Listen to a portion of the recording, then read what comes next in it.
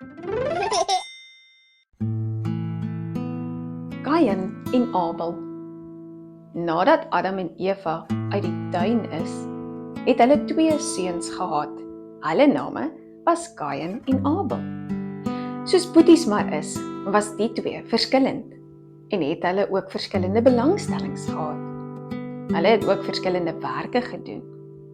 Kain was 'n saaiboer. Dit beteken hy het saad geplant op sy landerye en dan het daar plante opgekom wat mense kan eet, soos koring, mielies en groente. Abel was weer 'n veeboer. Dit beteken hy het met skape en bokke geboer. Op 'n dag het die 2 boeties besluit om vir God 'n geskenk, 'n offer te gee, om vir hom dankie te sê vir sy goedheid. Abel het vir God sy beste lammetjie gebring en Kain het weer vir God van sy koring gebring.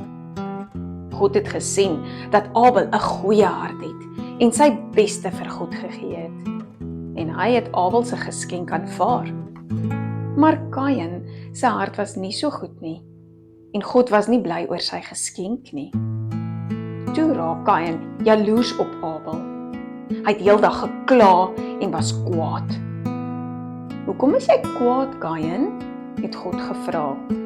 "Jy moet versigtig wees. As jy verkeerde dinge doen, gaan dit jou in die moeilikheid laat beland." Maar Kain wou nie luister nie en hy volg net sy eie kop. Hy vra toe vir Abel om saam met hom veld toe te gaan en daar doen hy 'n vreeslike ding. Hy maak vir Abel dood. "Waar is jou broer?" vra God vir Kain later. "Ek weet nie," sê Kain. "Ek is mos nie sy oppasser nie," sê Kain, so 'n bietjie arrogant. Maar God weet, want hy weet mos alles. "Wat het jy aangevang, Kain?" vra God. "Omdat jy jou broer vermoor het, moet jy weggaan van hierdie plek af. En jou saad sal nooit weer 'n goeie oes lewer nie." Kain het bang geword en vir God gevra, "Moet my asseblief nie so swaar straf nie, Here."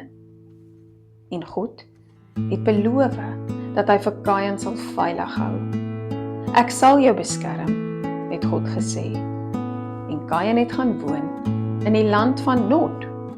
Dit beteken swerwersland.